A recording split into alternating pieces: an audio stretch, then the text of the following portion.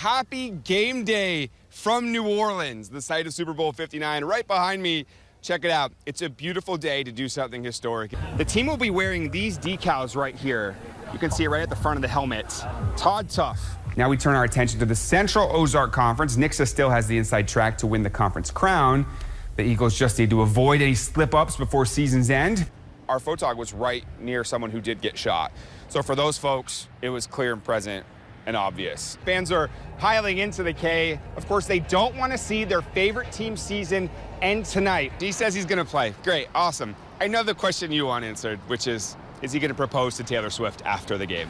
As you may have heard, revenge, though, that is a dish best served cold. Speaking to the Chiefs players, as you would expect, a very somber tone, but also an appreciative tone of what they've been able to accomplish. But a beignet, I think I said it right, yep. That is something I can't wait to have. For so many in Ozark, the subject is still tough to talk about. Josie was a very feisty person on the court. She was a very go-get-it girl.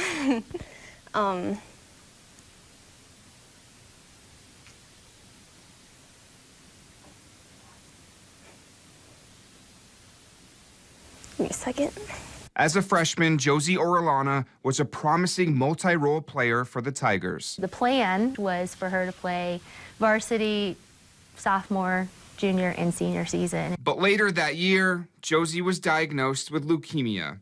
After sitting out 2 seasons, Josie was preparing to make her return this year as a senior. She dreamt of playing Ozark varsity, and that was always her goal, to get back to this. But tragedy struck the Orellana family and the Ozark community when Josie died of complications stemming from a bone marrow transplant just before Christmas. There's definitely been good days and bad days. Even still, I still struggle with missing her, spending the good times together and just playing volleyball and like peppering with her because she was my pepper partner. She was a very driven girl, and I just wish that everybody could have seen what she could have accomplished. At their first home game, the team unveiling new jerseys they'll wear throughout the season. Purple, Josie's favorite color. Orange numbers for leukemia awareness, and presenting Josie's framed jersey to her mother Tracy, father Frank, and brother Marcus. We want them to feel like this is a special senior season for Josie as well, because she's not with us in person, but she's with us. The outpouring of support has been very helpful, but it's still, it's a daily struggle, and it always will be. The players and students wearing T-shirts with the team's motto this season, "Fight like Josie." I think whenever we step on the court, not only tonight, but every other game, we always choose to fight just like Joe did. When Mount Vernon sophomore running back Preston Hardiman entered summer football camp, the Mountaineers had big plans for him. He would have had a big role on our JV team. But in practice on August 11th, those plans changed. He was just sluggish throughout. It was just so out of character. I was just like, what's going on? He said, I don't know, Coach. He said, I've just been so tired lately. Mountaineers head coach Tom Cox pulled Preston from practice and sat him down here on this bench, a move he had no idea at the time was so important. And as he got home, his dad noticed that his legs were swollen. I used to be a medic in the Air Force, and I looked at his legs, and the first thing I thought was, well, if he was my age, I would think that you had congestive heart failure. Preston's parents rushed him to the ER in Aurora. The ER doctor, as soon as he saw the CT of his heart, he said, we gotta go. It was every parent's nightmare, and time wasn't on their side. A plane was flown into Monette to fly Preston immediately to Kansas City. The ICU doctor, he just looked at me and said, he had football practice yesterday. Doctors told him Preston's heart had swelled to one of the largest they'd ever seen. I said, Coach made him take his helmet off and sit down because he was so tired, though. And he said, well, he probably saved his life. Doctors tried a procedure to help his heart. It didn't work.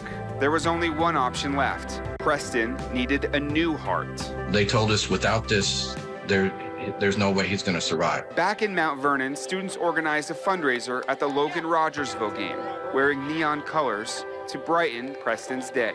The thing that got to me the most was when I saw a picture of the Logan Rogersville stands and saw the students there in that stand having they were all in neon too. But the night before, Preston got a call. An organ donor had died at the hospital. Their heart was a match for Preston. I think the toughest moment was watching him go away, knowing that they were going to take out his heart that he had in it and put in another heart and hoping it worked. It did work.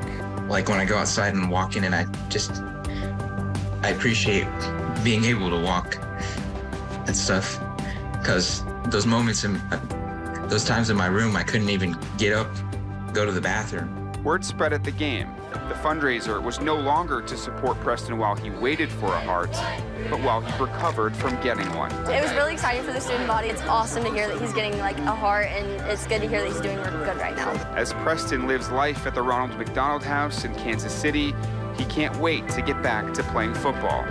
Doctors say he should be able to run track this spring too. I did the 400, but I'm not doing that this year.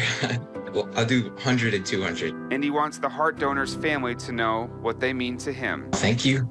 I'm alive because of them. There's many other families that were given second chances because of their decision. Including Preston's teammates, who bring his jersey with them to every game. Let's give it up again for your champion of athletes. Some call it the champion athletes of the Ozark Nights.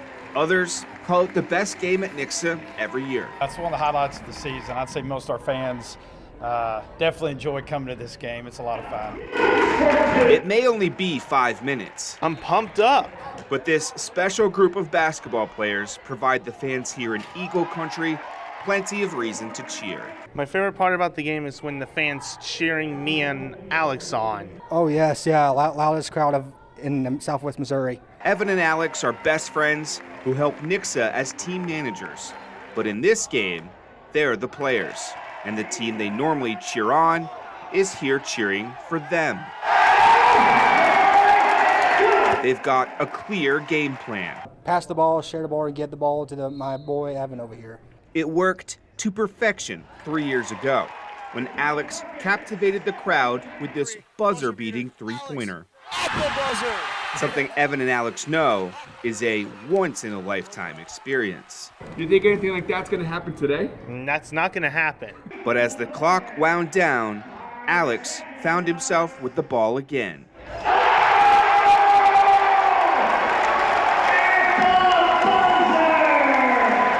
For the second time in 3 years, Alex hit a buzzer beater. And like he and Evan have done so many times for them, the Nixa players swarmed in celebration. It was really fun, amazing. I know my parents and my grandparents, they're watching it from online. They're proud of me. I bet they're proud of me.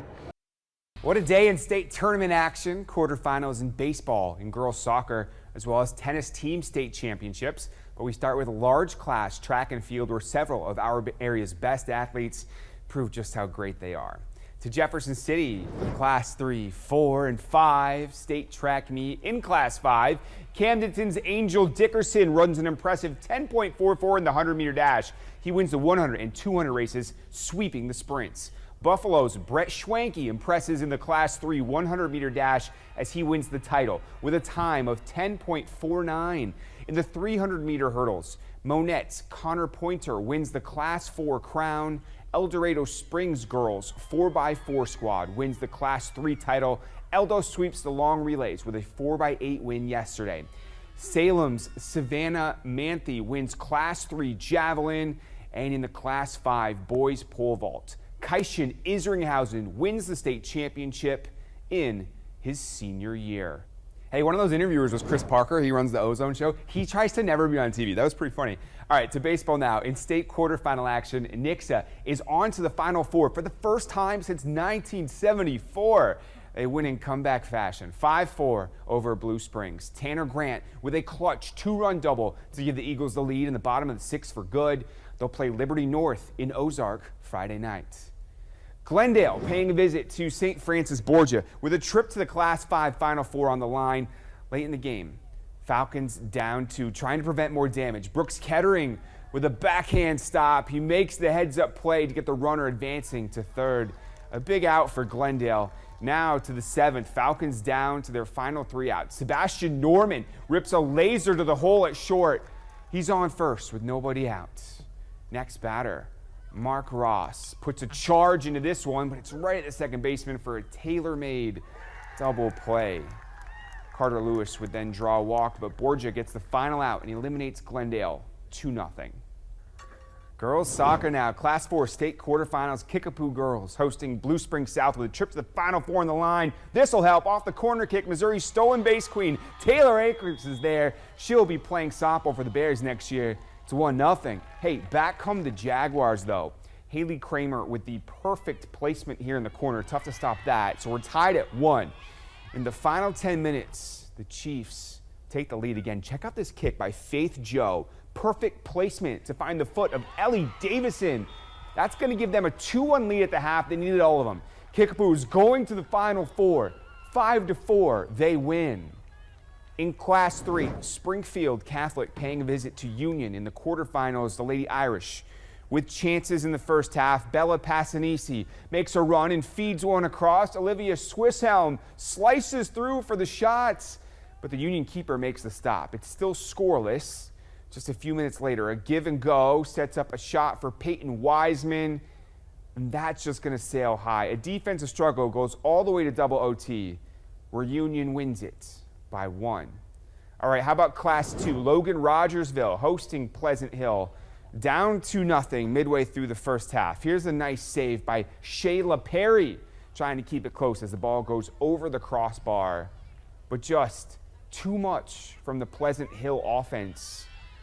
They would take a 4-0 lead into halftime and never look back. Rogersville falls 4-2. All right, Class 1, Lakeway visiting Father Tolton in the quarterfinals. Gorgeous day up there, too. And this is a gorgeous save by the Hornets' Madison Helmuth. She did her best to keep this game scoreless till late in the first half, but that's when the Blazers would strike. This is Kenzie Sirio on the rebounds. Father Tolton never looks back. Lakeway's season ends in the state tournament 4-0, the final.